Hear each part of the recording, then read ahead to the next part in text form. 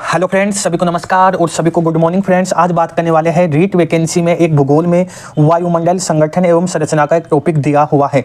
NCERT आधारित ये video रहने वाला है और मानचित्र आधारित क्लास रहने वाली है। रटने की ज़रूरत नहीं है फ्रेंड्स, देखने की ज़रूरत है। मात्र एक बार आपको देखना पड़ेगा, कभी भी आपको ये टॉपिक वापस देखने की ज़रूरत नहीं होगी। डिटेल से बात करेंगे इस टॉपिक पर हम, और पूरा का पूरा टॉपिक आपका मानचित्र पर आधारित है और गहराई से ये मैं टॉपिक लेकर आया हूँ। टेंशन लेने की कोई ज़रूरत नहीं है। फिर हम एक एमसीक्यू क्लास भी लेकर आएंगे। ये भूगोल का चैप्टर्स कंप्लीट होने पर हम एक क्लास एमसीक्यू की लेकर आएंगे हर टॉपिक की। सबसे पहले हम देखेंगे अपना टॉपिक का जो नाम है वायुमंडल संगठन एवं संरचना। वायुमंडल क्या होता है, सबसे पहले हम ये देखेंगे। पृथ्वी के चारों ओर गैसों का आवरण वायुमंडल कहलाता है। अगर हम इसकी साधारण हम लैंग्वेज देखेंगे तो हमारी पृथ्वी के चारों ओर गैसों का आवरण है और उसे ही हम वायुमंडल कहते हैं। पृथ्वी के चारों ओर गंधहीन, रंगहीन, स्वादहीन और धूल कण पृथ्वी को घेरे हुए है और उन्हीं घेरे हुए गैसों का आवरण वायुमंडल कहलाता है। यह आपको समझ में आ गया होगा फ्रेंड्स। वायुमंडल को 3 भागों में डिवाइड किया गया है: ठोस तत्व, द्रव तत्व, गैस तत्व। गैस में आएंगे आपके स्थायी गैस, अस्थायी गैस। देखते हैं फ्रेंड्स इनको भी। द्रव तत्वों को हम देखेंगे जलवाष्प। जलवाष्प में क्या क्या होने वाली प्रक्रिया है वो देखेंगे हम। जलवाष्प वायुमंडल की सबसे अस्थायी गैस है। इसकी मात्रा 0 से लेकर 4% के बीच में पाई जाती है। कई बार ही आपको ये क्वेश्चन पूछ लिया जाता है कि जलवाष्प की मात्रा कितनी परसेंट है, तो 4% है। इसकी उत्पत्ति धरातलीय जल राशियों से, मिट्टी से व वनस्पति से होती है। किसकी? जलवाष्प की उत्पत्ति। इसकी मात्रा भूमध्य रेखा पर सर्वाधिक, ध्रुवों पर न्यूनतम पाई जाती है। एक बार मैं बता देता हूँ आपको, ये भूमध्य रेखा है, इसको हम 0 डिग्री भी कहते हैं और यह आपका ध्रुव का क्षेत्र है, उत्तरी ध्रुव और दक्षिणी। यहाँ पर जलवाष्प की मात्रा कम होती है, कम पाई जाती है और भूमध्य रेखा पर सर्वाधिक पाई जाती है। जलवाष्प वायुमंडल का एक महत्वपूर्ण घटक है। इसके कारण कुहरा, पाला, ओस, ओला, हिमपात, जल वर्षा आदि संभव हो पाते हैं। क्वेश्चन कई बार आ जाता है कि ओस, ओला, हिमपात, जल वर्षा, कोहरा किस के द्वारा होता है, तो जलवाष्प के द्वारा होता है। यह आपको याद रखना है। और देखते हैं फ्रेंड्स इसके बारे में जानकारी। अब हम देखेंगे अस्थायी गैस और स्थायी गैस। यह हम देखेंगे स्थायी गैस कौन कौन सी है: नाइट्रोजन, ऑक्सीजन, आर्गन। कई बार पूछ लिया जाता है कि नाइट्रोजन कितना % वायुमंडल में है, 78.1%। ठीक है, इसको अगर सामान्य भाषा में 78 भी बोलते हैं, लेकिन कई बार पॉइंटों में भी आ जाता है क्वेश्चन, तो आपको याद रखना है कि नाइट्रोजन 78.1% पाई जाती है, ऑक्सीजन 20.9% पाया जाता है, आर्गन गैस 0.93% पाया जाता है। अब इनकी विशेषता देखेंगे, इन गैसों की क्या क्या विशेषताएं हैं। और स्थायी गैस में ये शामिल है कार्बन डाइऑक्साइड, यह अस्थायी गैस है, इसको हम देखेंगे 0.03% मात्रा में पाई जाती है। नाइट्रोजन गैस को हम देखते हैं फ्रेंड्स। सबसे पहले नाइट्रोजन गैस के बारे में हम देखेंगे, कई बार क्वेश्चन पूछ लिया जाता है। नाइट्रोजन गैस 78.1% है। रीट के अनुसार और सेकंड ग्रेड के अनुसार ये टॉपिक बहुत है। लेवल इसका सेकंड ग्रेड के बराबर लेकर चल रहा हूँ, टेंशन लेने की कोई भी ज़रूरत नहीं है। नाइट्रोजन गैस हम देखेंगे, वायुमंडल में सर्वाधिक मात्रा में नाइट्रोजन गैस पाई जाती है। कितनी %? 78.1%। नाइट्रोजन गैस आग को तेजी से फैलने से रोकती है। दूसरा पॉइंट याद रखना है, नोट लिखा हुआ है। आग को बुझाने का काम कार्बन डाइऑक्साइड करती है, आग को फैलाने का काम ऑक्सीजन करती है। मैं यहीं लेकर आ गया क्योंकि कंफ्यूज हो जाते हो कई बार आप। तो फैलाने, नाइट्रोजन गैस आग को तेजी से फैलने से रोकती है, आग को बुझाने के लिए कार्बन डाइऑक्साइड, आग को फैलाने का काम ऑक्सीजन करती है। नाइट्रोजन गैस रंगहीन, गंधहीन, स्वादहीन गैस है। चिप्स के पैकेट में नाइट्रोजन गैस होती है। अब की बार जो सीएटी की एग्जाम हुई थी, 10+2 वाली एग्जाम हुई थी, उसमें यह क्वेश्चन पूछ लिया गया था कि चिप्स का जो पैकेट आता है उसमें कौन सी गैस होती है? नाइट्रोजन गैस होती है फ्रेंड्स। दूसरे स्थान पर सर्वाधिक मात्रा में पाई जाने वाली गैस ऑक्सीजन है। कितनी % है? 20.9% ऑक्सीजन गैस है। प्राणवायु गैस के नाम से भी जानी जाती है। वस्तुओं को जलाने में सहायक गैस है। भोजन का ऑक्सीकरण ऑक्सीजन गैस की सहायता से होता है। आपको ये पॉइंट याद रखने हैं।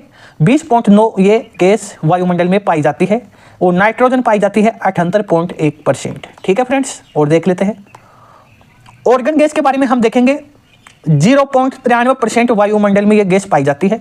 वायुमंडल में तीसरे नंबर की पाई जाने वाली गैस ऑर्गन गैस है। अक्रिय गैसों में सर्वाधिक मात्रा में पाई जाती है। ऑर्गन गैस का निर्माण रेडियोधर्मी पदार्थों के विखंडन से हुआ है। ये इंपॉर्टेंट फैक्ट है और ये मोस्ट इंपॉर्टेंट है, आपको याद रखना है कि ऑर्गन गैस का निर्माण रेडियोधर्मी पदार्थों के विखंडन से हुआ है। ऑर्गन गैस को क्षतिपूरक गैस भी कहते हैं। यह भी याद रखना है कि किस गैस को क्षतिपूरक गैस कहते हैं, ऑर्गन गैस को कहते हैं। अब हम देखेंगे अस्थायी गैस या परिवर्तनशील गैस कौन कौन सी होती है। जल वाष्प, carbon dioxide, ozone, hydrogen, helium, neon, xenon, krypton, methane, ये आपकी अस्थायी गैसें हैं। कई बार क्वेश्चन दे दिया जाता है कि इनमें से अस्थायी गैस कौन सी नहीं है, तो आपको ये याद रखना है। कार्बन डाइऑक्साइड के बारे में हम देख लेते हैं। 0.03% ये वायुमंडल में पाई जाती है फ्रेंड्स। ये मनुष्य के द्वारा व वस्तुओं के जलने से तथा ज्वालामुखी की क्रिया द्वारा प्राप्त होती है। ये गैस मनुष्य के द्वारा वस्तुओं को जलाने पर और ज्वालामुखी की क्रिया पर यह गैस प्राप्त होती है फ्रेंड्स। और देख लेते हैं इससे संबंधित इंफॉर्मेशन। वायुमंडल की संरचना देखेंगे। रासायनिक विशेषता, रासायनिक संगठन के आधार पर वायुमंडल को दो वृहद मंडलों में विभाजित किया गया है। एक किया गया है सममंडल और दूसरा विषम मंडल। सममंडल देखेंगे, तापमान के आधार पर सममंडल को 3 परतों में विभाजित किया गया है। क्षोभ मंडल, जिसे ट्रोपोस्फियर भी बोलते हैं, ट्रोपोस्फियर बोलते हैं, समताप मंडल और मध्य मंडल, इनको 3 परतों में विभाजित किया गया है। यह आपको याद रखना है फ्रेंड्स। अब हम देखेंगे वायुमंडल की प्रमुख जो परत है उनको। ठीक है फ्रेंड्स, ये हम आपको समझाएंगे बाद में। क्षोभ मंडल या परिवर्तन मंडल, ट्रोपोस्फियर इनको बोलते हैं। एक बार मैं मानचित्र के माध्यम से आपको बता देता हूँ। क्षोभ मंडल सबसे निचली परत होती है और यह आपकी इस रेंज में क्षोभ मंडल है, ये वाली। ठीक है फ्रेंड्स, इसके बाद में आपकी जो सीमा आती है क्षोभ सीमा, और उसके बाद में आपकी समताप मंडल आती है, उसके बाद में आपकी मध्य मंडल आती है, फिर आयन मंडल और फिर तापमान मंडल और उसके बाद में बहिमंडल। इस प्रकार से आपकी ये वायुमंडल की परतें हैं और इनको डिटेल से हम देखेंगे एक एक स्तर की क्या क्या इनकी विशेषताएं हैं और क्या क्या इसमें रहने वाला है। और यहीं से आपका क्वेश्चन पूछा जाता है फ्रेंड्स। लगातार अगर क्वेश्चन आ रहे हैं तो आपकी परतों से संबंधित ही आ रहे हैं कि वायुमंडल की किस परत की क्या विशेषताएं है। देखते हैं फ्रेंड्स, क्षोभ मंडल या परिवर्तन मंडल, जिसे ट्रोपोस्फियर भी कहते हैं। क्षोभ मंडल वायुमंडल की निचली परत को कहा जाता है। ट्रोपोस्फियर के रूप में इस परत का नामकरण टिजरेंस डी बोल्ट ने किया था। ट्रोपोस शब्द ग्रीक भाषा से लिया गया है, जिसका अर्थ है विक्षोभ होता है, इसलिए इसे हम इस परत को विक्षोभ मंडल भी कहते हैं। मौसम संबंधी सभी घटनाएं जैसे आर्द्रता, वाष्पीकरण, वर्षण, कोहरा, बादल, ओस, पाला, हिम वर्षा, ओलावृष्टि, जल वर्षा, बादलों की गरज, बिजली की चमक, वायुमंडल तूफान, चक्रवात जैसे टोर्नेडो, टाइफून, तूफान आदि घटनाएं इसी मंडल में घटित होती है।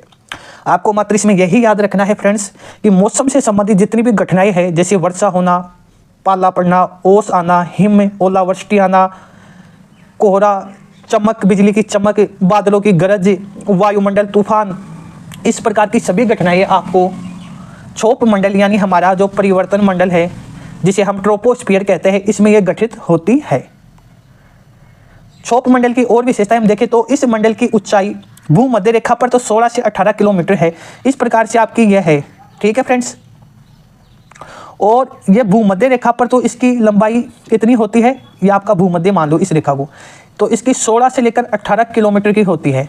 लेकिन ध्रुवों पर ये मात्र ये आपकी जो परत है 9 से 10 किलोमीटर के अंतर ही रहती है। तो इस प्रकार से आपकी ये परत का निर्माण होता है, यानी इसकी जो भूमध्य रेखा पर है ना, ये 16 से 18 किलोमीटर के आसपास पाई जाती है और ध्रुवों पर ये 9 से 10 किलोमीटर के आसपास पाई जाती है। और ये फैक्ट है, और ये तो आपको याद ही रखना पड़ेगा। 1000 मीटर पर 6.5 डिग्री सेल्सियस की दर से तापमान में कमी होती है। इस दर को तापमान की सामान्य पतन या तापमान की ह्रास दर भी कहते हैं। ये आपको याद रखना है। मौसमी घटनाएं इसी परत में घटित होती है। क्षोभ सीमा, क्षोभ मंडल तथा सप्ताप मंडल के मध्य की परत को कहा जाता है। इसे मौसमी परिवर्तन की छत भी कहा जाता है। देख लेते एक बार हम इसको। ये रहा क्षोभ मंडल आपका, ये आ गया, और ये परत है ना, ये समताप मंडल जो नेक्स्ट आने वाली है, समताप मंडल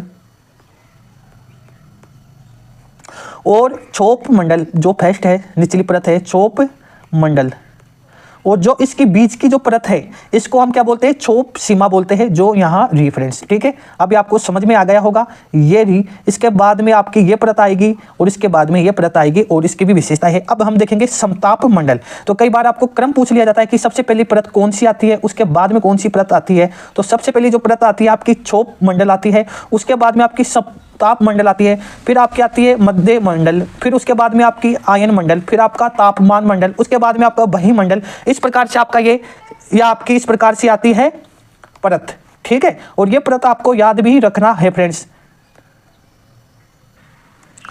और देख लेते हैं फ्रेंड्स, अब हम देखेंगे समताप मंडल। समताप मंडल जस्ट छोप मंडल से ऊपरी परत है, उसको हम समताप मंडल कहते हैं। समताप मंडल छोप सीमा के ऊपरी वाली परत को समताप मंडल हम कहते हैं। देख लेते हैं यहाँ पर आपकी छोप सीमा ये आ गई, उसकी ऊपरी परत को क्या कहते हैं, समताप मंडल।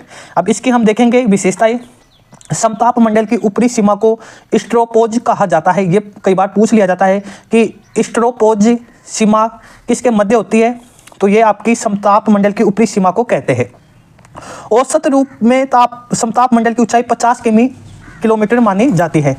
यहाँ देख लेते हैं हम, यहाँ से लेकर आपकी जो यहाँ तक है ना 50 किलोमीटर के आसपास, पृथ्वी से